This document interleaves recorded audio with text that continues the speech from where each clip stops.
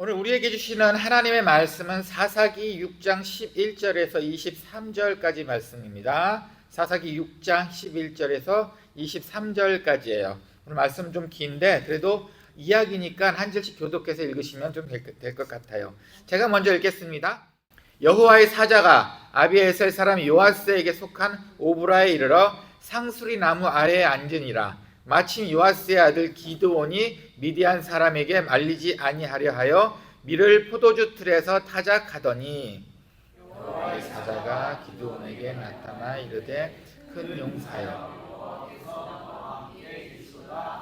기드온이 그에게 대답하되 오 나의 주여 여호와께서 우리와 함께 계시면 어찌하여 이 모든 일이 우리에게 일어났나이까. 또 우리 조상들이 일찍이 우리에게 이르기를 여호와께서 우리를 애굽에서 올라오게 하신 것이 아니냐 한 그 모든 이적이 어디 있나이까. 이제 여호와께서 우리를 버리사 미디안의 손에 우리를 넘겨주셨나이다 하니 여호와께서 그를 향하여 이르시되 너는 가서 이 너의 힘으로 미디안의 손에서 구원하라. 내가 너를 보낸 것이 아니냐 하십니다. 그러나 기드온이 그에게 대답하되 오 주여 내가 무엇으로 이스라엘을 구원하리이까. 보소서 나의 집은 므낫세 중에 극히 약하고 나는 내 아버지 집에서 가장 작은 자니이다 하니 여호와께서 그에게 이르시되 내가 미디안 사람 치기를 한 사람 치듯 하리라 하시니라. 기드온이 그에게 대답하되 만일 내가 주께 은혜를 얻어 싸우면 나와 말씀하신 이가 주 되시는 표징을 내게 보이소서.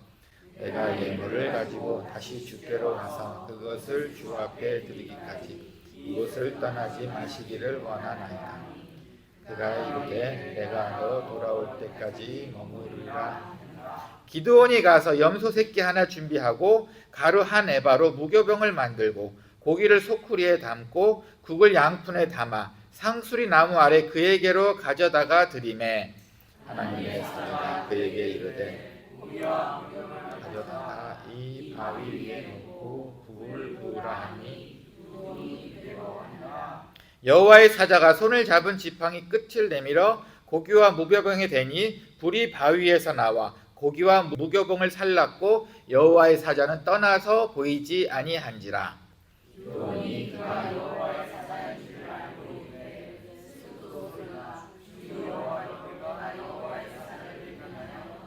함께 읽겠습니다. 여호와께서 그에게 이르시되 너는 안심하라. 두려워하지 말라. 죽지 아니하리라 하시니라. 아멘.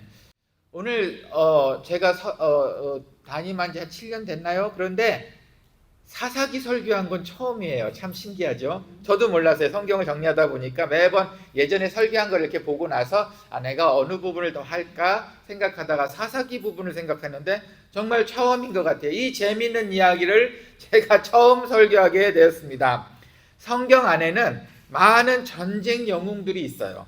그 중에 오늘 살펴본 기드온의 이야기는 누구에게나 다 놀라움을 줍니다. 그때 당시에 강대국인 미디안이란 나라가 있어요.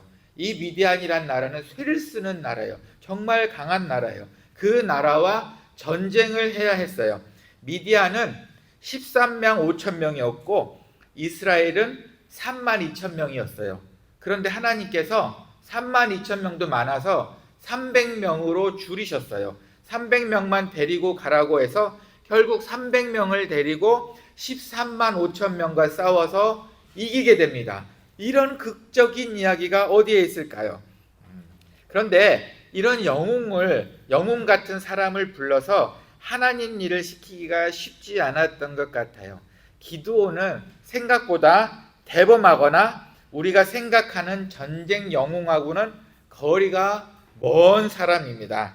하나님께서는 그를 꼭 쓰셔야겠다 하셨기에 그를 썼지 사실은 그가 믿음이 좋은 것도 아니에요. 오늘 이야기만 봐도 참 믿음 없는 행동 많이 합니다.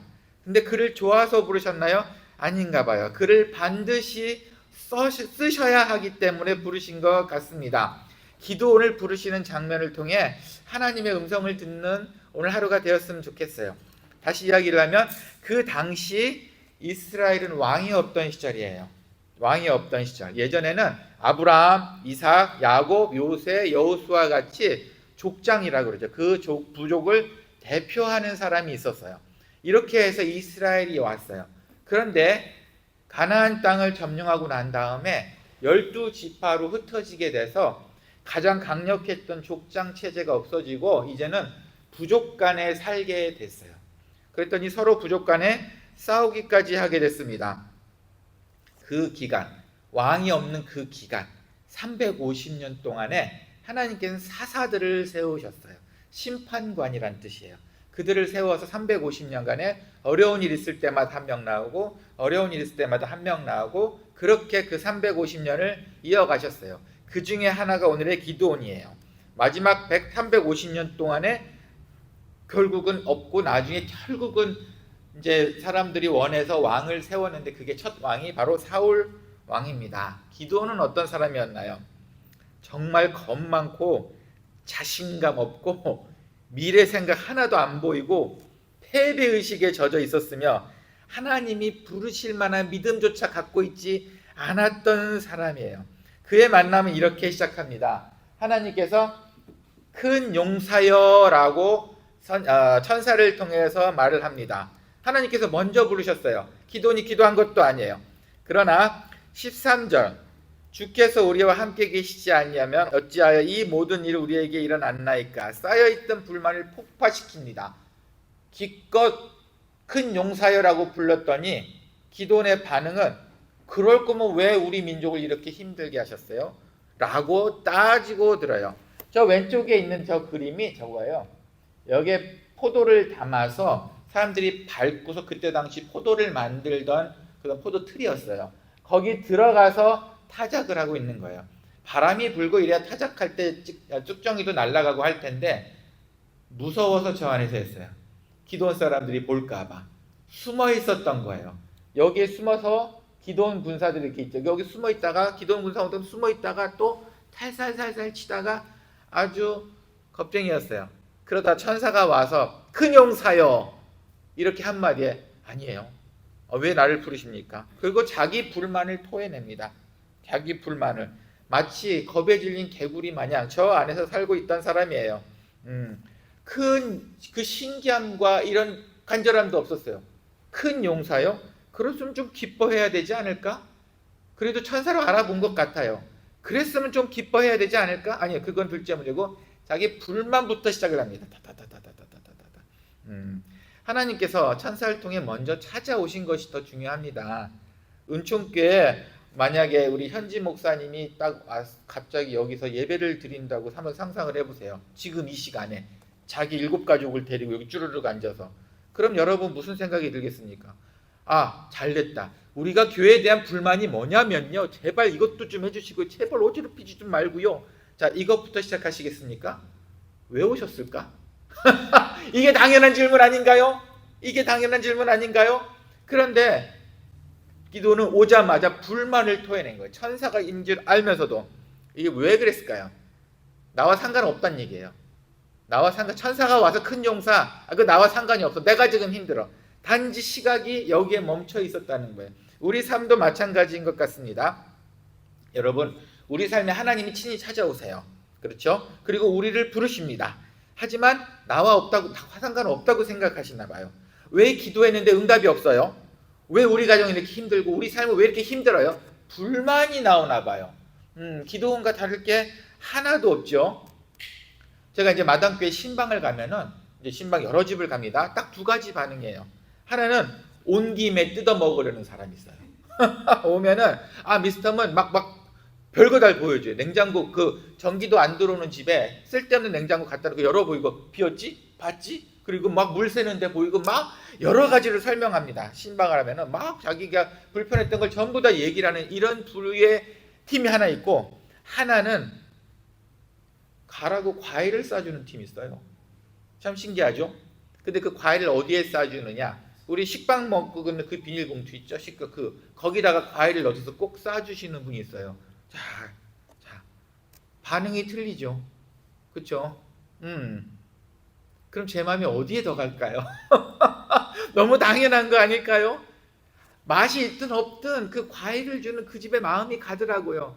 집이 무너지든 안 무너지든 그 사람한테 마음이 한 번 더 가더라고요. 내가 왔는데 나를 환영해주고 맞아주는 그 사람한테 마음이 더 가더라고요. 그런 가정이 두 가정이 있었어요. 참 신기하게. 근데 그 두 가정 그 준 과일이 진짜 맛있었어요. 어디서 났나 몰라. 정말 맛있게 먹었어요. 그래서 그 두 가정에게 저희가 집을 지어주기로 했어요. 그래서 한 가정을 지어줬고, 그리고 다른 한 가정은 사실은 집을 지을 형편이 너무 안 맞았어요. 지어줬다가는 안 될 분위기여서 그냥 저희가 못 지어주게 됐지만 어쨌든 제 마음은 가더라고요. 마음이 가더라고요. 하나님이 친히 찾아오셨습니다. 여러분, 그래도 여러분의 입에서 불만이 나왔다고 생각을 해봅시다. 그것과 얼마 있지는 않지만 과일 한 조각이라도 하나님께 드렸다면 반응이 어떨까요? 오늘 정말 기도는 정말 예의에 벗어난 행동까지 했어요. 그러고 나서 그게 천사라는 걸 믿지 못했어요. 정말 맞아요? 정말 맞아요? 맞죠? 몇 번을 물어보고 별로 안 좋은 행동을 하게 됩니다. 여러분, 아무것도 안 줘도 도와주고 싶은 사람이 있기는 해요. 그런데 이런 사람은 어떤 사람이냐면 비전이 보이는 사람은 정말 그러고 싶어요. 자기를 똑바로 하거나 뭔가 얘는 될 것 같다 그러면은 정말 도와주고 싶어요. 그런데 기드온은 이것조차 없었어요. 따지고 처음부터 불만, 저 숨어가지고 저렇게 하는 거기서 살다가 결국은 불만을 토해내고 맙니다. 근데 가능성이 보이면 도와주고 싶죠. 저도 마찬가지입니다. 그런데 기드온은 그 두 번째 기저조차 무너뜨렸어요. 그 천사가 와서 기드온한테 이렇게 얘기합니다. 너는 가서 이스라엘을 미디안 손에서 구해내라 라고, 너는 그게 사명이야 라고 이야기했을 때 이거 말도 안 됩니다. 제 집은 므낫세 중에 지극히 약하고 나는 내 아버지 집에서도 제일 약한 사람이에요. 이제는 환경 탓하기 시작합니다. 처음에는 불만을 탓하더니 두 번째는 자기 환경을 탓하기 시작을 합니다. 일 좀 시키려고 했더니 이제 좀 환경 탓을 하네. 우리 집안이 그런 집안 아니에요. 정말 우리 집안은 작고요. 그런데 앞에 나가서 뭐 할 사람이 아니에요. 저는 내성적이라 더더욱 안 될 것 같아요. 어쩌면 이 말도 했겠죠. 자, 이 말을 다시 볼까요? 이 불만, 환경에 대한 불만에는 사실 언어에는 그렇게 되어 있진 않아요. 하지만 제 말로 한번 만들어 볼게요. 우리 집안은 원래 그래요. 약한 집안이에요. 우리 집안은 원래 므낫세 중에 제일 작은 집안이에요. 우리 집안은 원래, 그리고 저는 원래 우리 가족 중에서 제일 약한 사람이에요. 이 원래를 한번 넣어보세요. 우리가 제일 많이 하는 말 아니었던가요, 혹시? 저는 원래 그래요. 원래 그런 거 없어요. 하나님 저는 원래 그런 거 못해요. 하나님 앞에서 원래 그런 말은 없습니다. 하나님께서 우리 원래 그렇게 만들지 않으셨어요. 목적 있고 변할 수 있고 할 일이 있게끔 만드셨는데 우리 스스로가 저는 원래 그래요 라고 그 말을 붙이나 봐요. 이리함도 오늘 그랬어요. 원래 제가 기드온도 오늘 그랬어요. 원래 제가 저희 집안이 약하고 저는 좀 우리 집안에서도 좀 약한 사람이에요. 이제 신앙생활을 하고 나서 제가 이제 목사 되고 전도사 때부터 뭐 몇 년에 한 번씩 꼭 이런 분 만나봤어요. 제가 혹시 믿음이 생길까 해서 교회를 좀 다녀보려고 했어요. 남들이 말하는 그 믿음, 교회 다니면 좀 좋아질까 해서 교회를 한 1년 열심히 다녀봤어요. 안 생기던데요. 그리고 교회 안 나와요. 저는 한 3년 동안은요, 남전도도 가고요, 행사마다 다 쫓아갔어요. 저는 원래 믿음이 없나 봐요 라고 단정 짓고 교회를 떠나십니다. 자, 지금 거의 평생 교회 다니시는 여러분 원래 믿음이 있으셨습니까? 네, 원래 믿으실 수 있는 그런 분도 있겠죠. 그런데 그렇게 믿음이라는 게 쉽게 생기지 않아요. 원래 이거는 없어요. 우리가 만든 틀이었다는 거예요. 그런 틀을 좀 깹시다. 기드온은 자기 스스로가 그런 확실한 틀을 만들었어요. 원래 우린 약해. 하나님께서 시키시면, 하나님께서 쓰시겠다 하면 하는 거 아닌가요? 한번 생각나실 때 한번 찾아봅시다. 내가 원래라는 말을 몇 번이나 사용했나. 그렇게 좋은 말 같지는 않아요. 하지만 하나님께서 함께 하신다는 확실한 증거가 있으면 여러분 하시겠습니까? 하나님께서 우리와 함께 하겠다는 그 확실한 증거가 있다면 그 원래자 빼고 한번 해보시겠습니까? 기드온은 확실한 증거를 봤는데도 안 믿었어요. 참 특이한 용사인 것 같아요. 자, 오늘 세 번째예요. 그 천사가 와서 너는 큰 용사야. 네가 이스라엘을 구원할 거야. 너는 약속을 받았어. 확실해. 거의 이렇게 못을 박듯이 이야기를 했습니다. 기드온이 그런데 오늘 마지막 절에 참 재미있는 구절이 있어요. 22절에 기드온이 그가 여호와의 사자인 줄 알고, 여호와의 사자인 걸 알았죠. 그리고 이르되 슬프도소이다. 주 여호와여, 내가 여호와의 사자를 대면하여 보았나이다. 이게 무슨 얘기냐면은 이때 당시에 이런 풍습이 있었어요. 주님의 사자 천사를 보면 넌 죽어. 그러니까 저승사자의 개념으로 생각을 했었나 봐요. 이때 당시에도 그 이야기가 있었어요. 분명히 천사가 와서 너 큰 용사야. 네가 이스라엘 구원을 할 거야. 이렇게 못을 박았는데도 이거는 귀에 없어요. 여호와의 사자를 봤으니까 나 이제 죽을 거야. 이러고 있는 거예요. 말이 되냐고요. 정말 믿음 없는 짓 아닙니까? 왜 이랬을까요? 하나님보다 천사보다 자기는 그 소문에 대해서 더 믿고 있었던 거예요. 정작 하나님께서 앞에서 너는 괜찮아 해도 소문이 안 그래요. 전 죽을 거예요. 이런 거랑 똑같은 거예요. 정말 미련한 짓 아닌가요? 자, 우리도 마찬가지인 것 같아요. 나에게 임한 하나님의 약속을 믿는 게 아니고 혹시 다른 소문들을 믿고 계십니까? 남의 이야기에 귀를 기울이고 계시나요? 하나님과 대화를 한 게 아니고 속상해서 남의 이야기를 듣고 막 속상해하고 있지 않은가요? 특별히 이렇게 생각할 수 있죠. 같은 직종에 있는 저 사람은 훨씬 더 잘 되는 것 같아. 나는 왜 이러지? 아니에요. 정말 아닙니다. 기드온과 같은 행동이랑 똑같아요. 기드온과 같은 마음이랑 똑같아요. 하나님의 약속을 믿는 것이 더 중요하지 결과는 생각하지 마세요. 하나님께 받은 축복은 가끔 입을 다물고 하나님께만 감사하는 것도 좋을 것 같기는 해요. 예를 들면은 이제 누구한테 상처가 될 수 있기 때문이에요. 하나님께서 여러분들한테 큰 은혜를 베풀어 주신 것 압니다. 그런데 하나님께서는 각자의 하나님의 방법과 시간과 목적이 다르기 때문에 이 사람한테는 이런 은혜, 저 사람한테는 저런 은혜를 주시는 거예요. 그런데 받은 은혜는 그냥 마음에 두세요.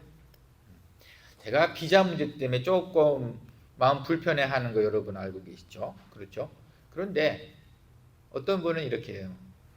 저는 하나님의 은혜를 주셔가지고 한 번에 우리 식구 다 나왔어요. 이거를 하나님의 은혜라고 얘기해서 막 저한테 얘기를 하세요. 자, 그럼 듣는 저는 어떨까요? 정말 하나님의 은혜구나라고 생각할까요? 아이씨, 나는 안 나오고 있는데, 아이씨, 이럴까요? 아무리 마음 좋은 저는요, 아무 생각 없이 집어넣는데 나왔어요. 그 참 하나님께서 저를 그렇게 도와주셨네요. 나는 왜 안 도와주시나? 아이고야, 나는 한국 가라는 얘긴가? 자, 어때요? 가끔 하나님한테 받은 축복 많죠. 있습니다. 그런데 굳이 말씀 안 하셔도 되지 않을까라는 생각도 한번 해봐요. 어떤 사람한테는 상처가 되고 있더라고요. 여러분, 하나님께서는 여러분들한테 각자에 맞는 은혜와 선물을 하나님의 방법에 맞게, 하나님의 때에 맞게 주십니다. 그렇죠? 그러니까 그거를 어쩔 수 없이 신앙 나의 하나님의 은혜 받은 거를 고백하는 그런 시간이 있어서 얘기할 수 있는 그거는 인정합니다. 하지만 한 번은 생각해 볼 필요가 있는 것 같아요. 굳이 그렇게 많이 이렇게 얘기할 필요는 없는 것 같아요. 그렇죠? 하나님께서 오늘 우리에게 말씀해 주시는 것 중에 하나가 어쨌든 기드온을 통해서 너는 이제 목숨을 걸고 죽게 될 거야. 싸우게 될 거야. 그런데 이상하게 기드온은 그것을 믿지 않았습니다. 기드온은 하나님의 방법과 시간과 목적이 다른 걸 생각 안 하고 그냥 내 귀에 나는 여호와의 천사를 봤기 때문에 나는 죽을 거야 라는 두려움에 쌓여 있습니다. 결국은 누가 이기나요? 하나님한테 여쭤보셔야죠. 하나님하고 대화를 하셔야죠. 세상이 여쭤보고 세상과 대화하는 것은 방법이 끝까지 나오지 않습니다. 한 주 주일날 열심히 설교하고 광고를 열심히 했어요. 마당교회에서. 한 주간에 문자들이 여러 개 와요. 분명히 광고했는데, 말했는데 주중에 확인 전화, 확인 문자가 와요. 다음 주에 정말 뭐 하는 거 맞아? 뭐 하는 거 맞아? 그리고 생각해 보니까 자기네들끼리 소설을 쓰나 봐요.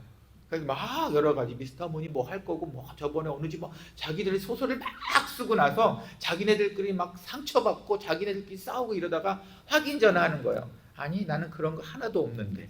그렇죠? 자기들끼리 소설을 쓰고 정작 교회 가서 사람들한테 베풀어질 저는 아무런 생각이 없고 도와줄 생각만 하고 있는데 왜 자기네들끼리 누구네 집을 져줬는데 그 집은 되게 잘 져줬대. 누구네 집은 어땠는데 뭐 하니까 미스터 문이 더 잘 져줬대. 자기네들끼리 소문을 만드는 것 같아요. 저는 변함없이 늘 공평하게 사랑을 베풉니다. 하나님과의 관계도 마찬가지예요. 우리 하나님께서는 여러분을 향한 계획을 따뜻하게 거기에 맞게 갖고 계세요. 그런데 우리는 그렇게 생각하지 않나 봐요. 남들은 저랬대. 저 사람은 저랬대. 어쩌 알아봐. 그런 삶은 아니었으면 좋겠습니다. 하나님과의 문제는 하나님과 해결합시다. 세상의 소문과 세상의 입을 따라다니지 말고 하나님께 여쭙고 하나님께 응답을 받읍시다. 우리는 지금 누구의 이야기를 더 믿고 있나요? 하나님의 이야기를 들읍시다. 이런 인간적인 모습을 가진 기드온은 하나님께서는 결국 영웅을 만드셨어요. 어쩌면 기드온과 다를 바 없는 우리도 하나님께서 사용하실 때가 오지 않을까요? 그럴 때는 여러분 핑계를 대시겠습니까? 불만불평하시겠습니까? 아니면 지금 현실에 대해서 현실을 부정하시겠습니까? 우리는 어떤 모습으로 하나님을 만나야 될까요? 하나님을 만납시다. 하나님을 만나시게 되면은 우리의 마음속에 쓸데없는 질문들은 해결이 됩니다. 우리 마음속에 여기저기 잘못들은 우리가 결정한 그 방법들은 다 해결이 됩니다. 하나님과 직접 만나시는 우리가 되었으면 좋겠습니다. 함께 기도합시다. 주님 감사합니다. 하나님을 만나기를 소원합니다. 어떻게 보면 기드온은 영웅이었지만 그들의 신앙생활과 그의 모든 면은 참 부끄러움이 많았던 것 같습니다. 혹시 우리도 그렇게 살고 있지 않은지 돌아봅니다. 하나님 바라보고 하나님과 대화하고 하나님만 따라가기를 소원하는 또 그렇게 되는 우리가 되기를 간절히 원합니다.